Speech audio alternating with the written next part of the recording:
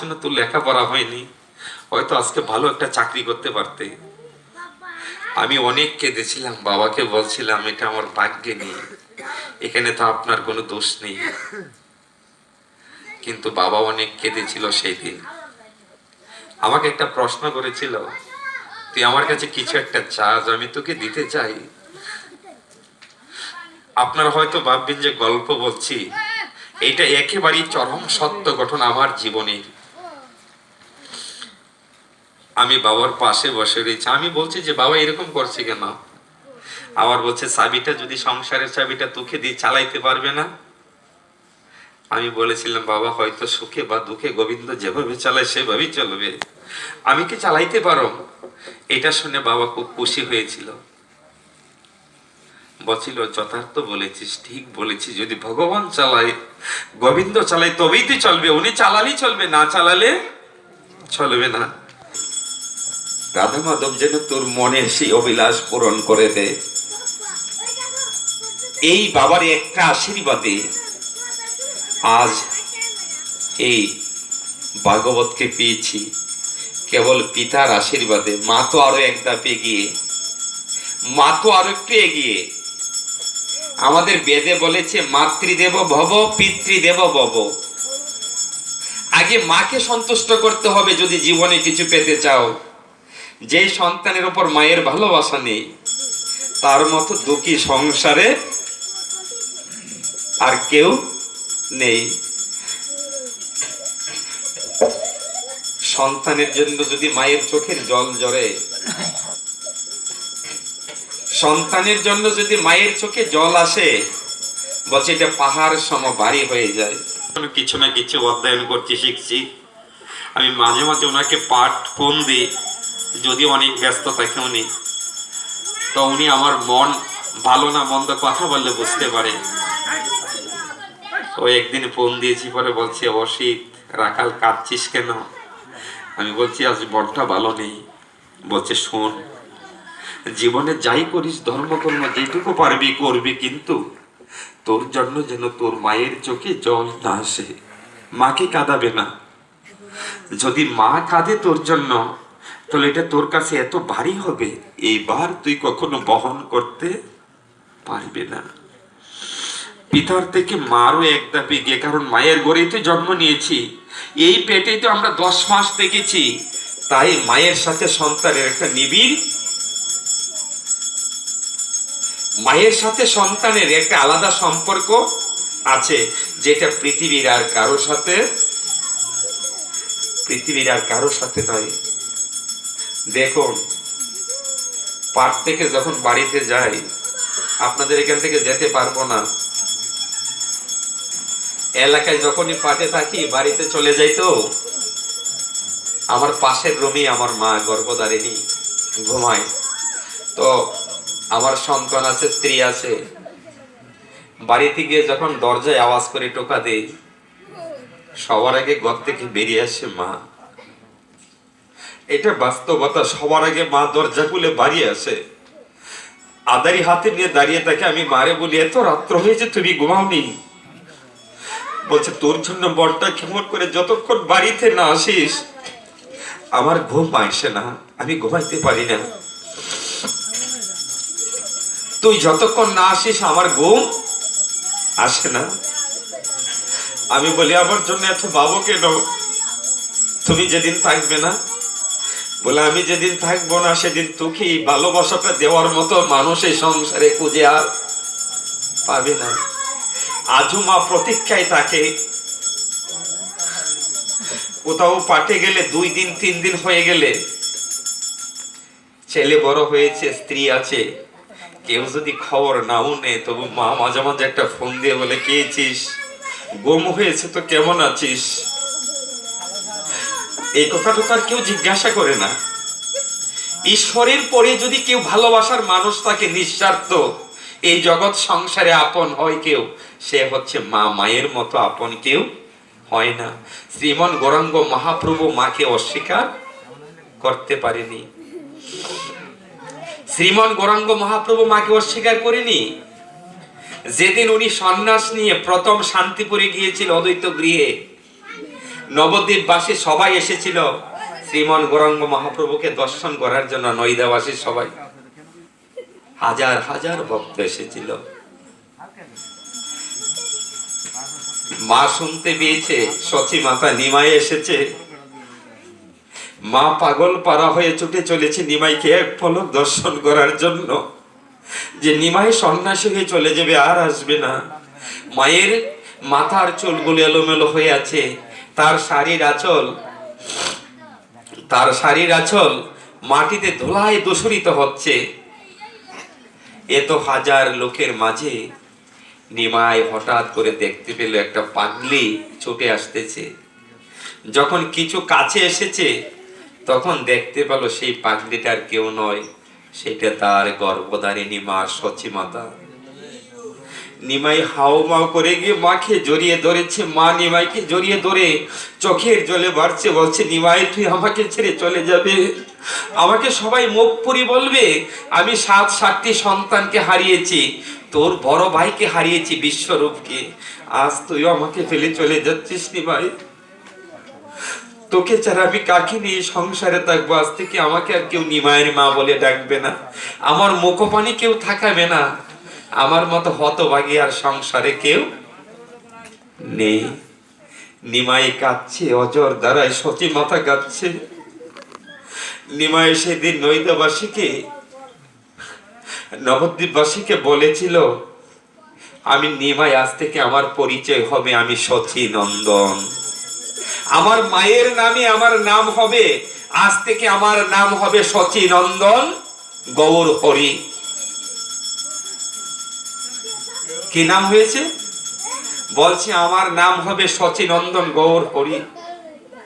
কেউ যদি এই সচী নন্দন গৌর হরি বলতে না পারে, কেউ যদি আমার মায়ের নামটা শুধু উচ্চারণ করে সচী সচী, আমি সগনে তার দাস হব, সে আমাকে কিনে নেবে। রাধে রাধে। নিমাই বলছে কেউ যদি কেবল আমার মায়ের নামটা উচ্চারণ করে, সে আমাকে জন্ম জন্মের মতো কিনে নেবে। তাহলে নিমাই মাকে অস্বীকার করেনি। আজ কিছু কুলাঙ্গার আমাদের সমাজে পিতা মাতাকে অস্বীকার করছে, তাদেরকে দুঃখ দিচ্ছে, তাদেরকে কাঁদাচ্ছে। পিতা মাতাকে কাঁদিয়ে, তাদেরকে অবজ্ঞা করে, অশ্রদ্ধা করে, তাদেরকে দুঃখ দিয়ে, তাদেরকে পাশ কাটিয়ে কখনো সাধু হওয়া যায় না, কখনো বৈষ্ণব হওয়া যায় না।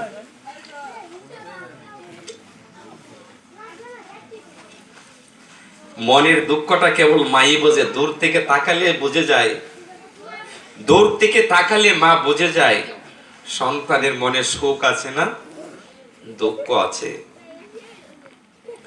মায়ের চোখ থেকে বাঁচা যায় না। আজও এত বড় হয়েছি, যখন পাটে আসি মাকে তো একটা প্রণাম করে আসি। প্রণামটা করলে কি করে মা জানেন? প্রণাম করার সঙ্গে সঙ্গে বাঁ হাতের আঙ্গুলটা একটু কেটে দিয়েছে, আর কি করে মা তার বাই পায়ের ধুলিটা আমার মাথায় মাখিয়ে দে। আমি বলি, মা এই ধুলি দিলে কি হবে বলো না? বলছে ওই ধুলি দিলে তুই যেন আবার মঙ্গল মতে আমার কাছে ফিরে আসতে পারিস, কোনো অশুভ শক্তি যেন তোকে আঘাত করতে না পারে, তুই যেন আমার কুলে আসতে পারিস। আমি বলি মাঝে মাঝে মাকে জড়িয়ে ধরে কাঁদি, মা এতটা ভালোবাসা আমাকে, আবার যদি জন্ম হয় আমি তোমার চরণে জন্মভর ঋণী হয়ে গেলাম, ঋণ তো শোধ করতে পারিনি, আবার যদি জন্ম হয় আরেকটা জন্ম যেন তোমার গর্ভে আসতে পেরে কিছুটা ঋণ শোধ করতে পারি। মায়ের ঋণ শোধ করা যায় না, পিতার ঋণ শোধ করা যায় না। মা মাঝে মাঝে বলে কেঁদে কেঁদে, তোকে গর্ভে নিয়ে আমার গর্ভটা দণ্ড হয়েছে। আমি বলি, মা আমার মতো পাপীকে নিয়ে তুমি কি করেছো? আমি তো বড় পাপী, মাতি স্বজন।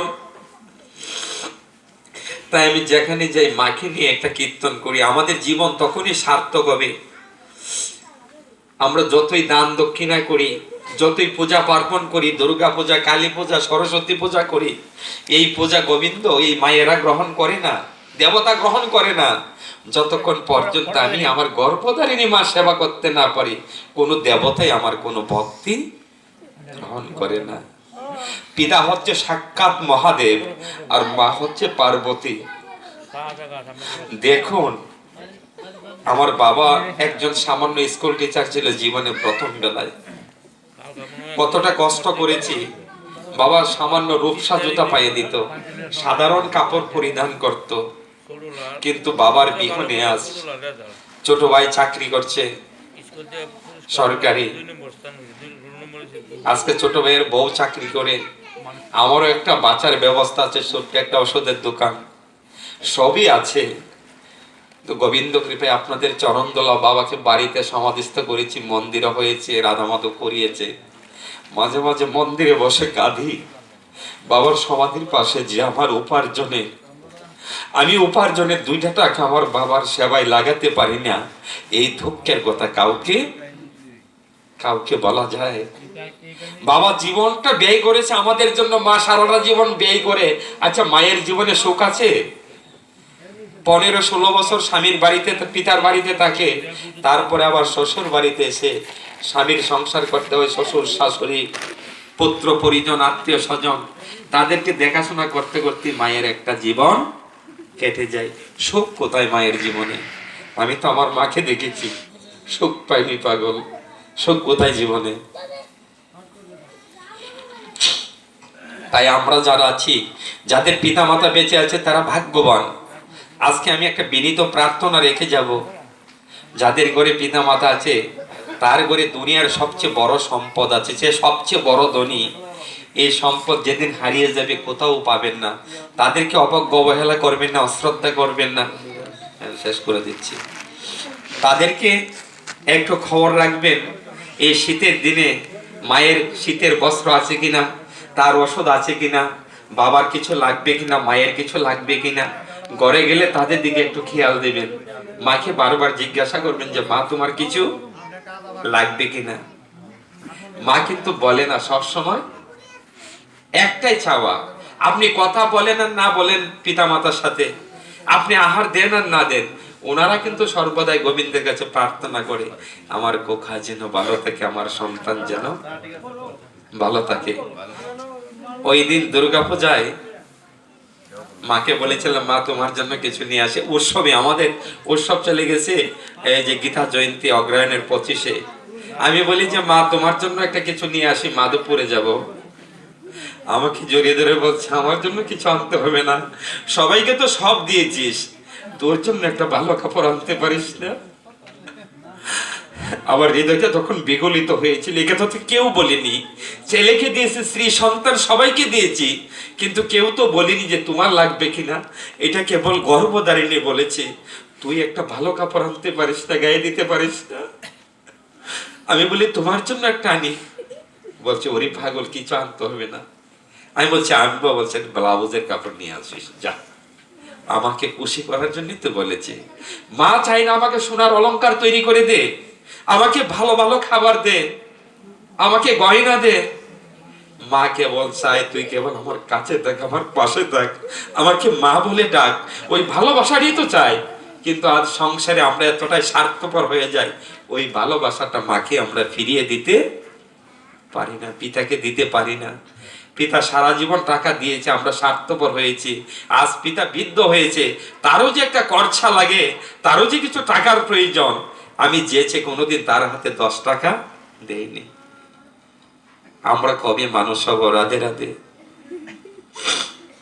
অপরাধ ক্ষমা করবেন, সেই দিকে একটু সবাই খেয়ালে রাখবেন।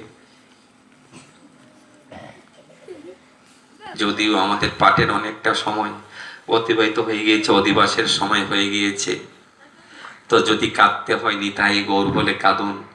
সংসারের জন্য কাঁদলে মন বাড়ি হয়, আর গোবিন্দের জন্য কাঁদলে মন হালকা হয়।